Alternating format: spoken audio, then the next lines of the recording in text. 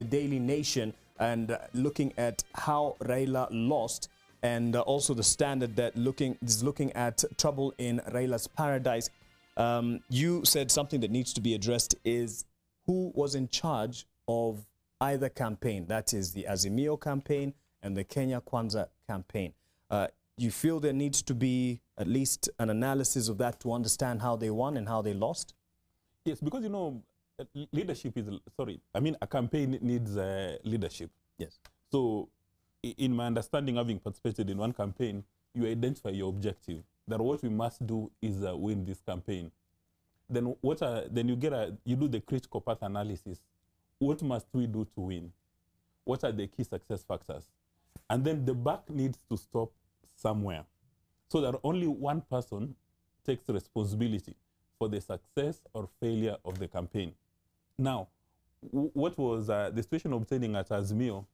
There were multiple centers of power. There was the chairman of the Azimio Council, retired President Kenyatta.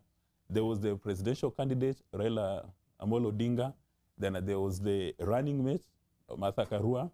Then there was Professor Makau Mutua. There was Mr. Nderitu, the one who was running for governor. So there were many multiple centers of power, so that there was no coherent communication. Well, on the other hand, as the Kenya Kwanza, there was the candidate, Dr. William Samoei Ruto, who was running the ship. So everybody knew where the buck stops.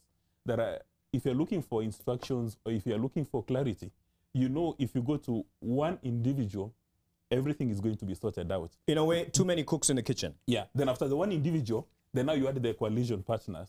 That's Musalia Mudavadi, Wetangula, Amason Kingi, Mutua, and the rest. And they were always in meetings trying to refine their strategy. But for Mr. Raila Odinga, they were spread all over. Even, something basic like a public rally, instead of having a coherent message so that every speaker is reading from the same hymn book, is the same message going on, for Raila Odinga, it was scattered all over. Yes. And one of the things that people really complained about was having Mr. Junet Mohammed as the sole MC for every single Azimio function. So if there's a function in Kisii, is the MC.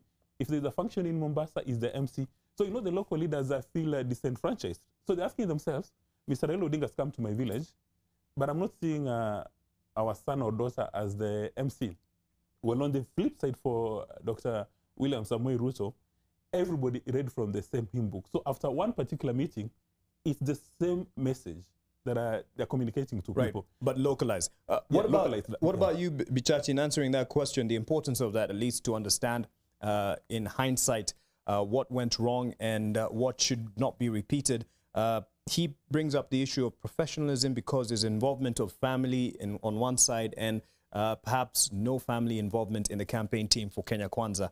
Do you see that as an important point to look into for the future? One of the things that is for sure is the proof of the pudding is in the eating.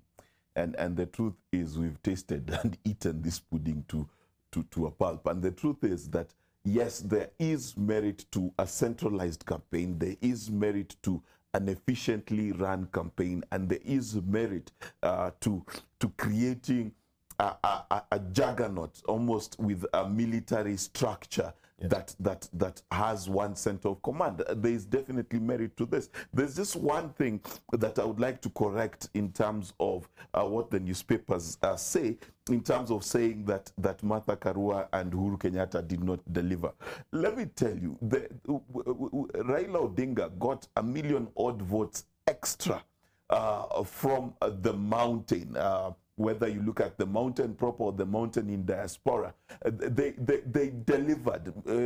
Azimio Raila Odinga, in fact, has never had such numbers anywhere in central Kenya. Perhaps so the argument is not as good a delivery as expected, because even in the polling stations where each voted, there seemed to be an embarrassing turnout or result of the vote. Let me tell you, when you're coming from 0, okay, and you get 10 out of 90, you've made progress.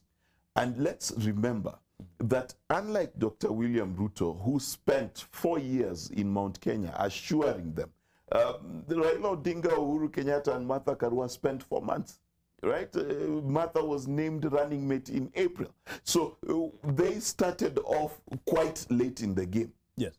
And the truth is, there was some delivery. It was not to the 30%, the 40% that they had hoped for, but there's a second part of that delivery. The part that Mount Kenya did not show up to vote in the traditional numbers that they used to. If Mount Kenya showed up 90% to vote for William Ruto Daktari, as they had done in 2017, Raila Odinga would not have a chance even in the dark. So the truth is that there was an improvement, a marked improvement in how Raila Odinga got votes in central Kenya. Right. But the truth is that did he run an efficient, smooth campaign? No, he did not. I would be lying to say he did. Is there space for improvement? There is. And for me, Azimio One Kenya Alliance needs to really ask themselves the question, do they want to survive until 2027 and take another stab at this, or do they want to die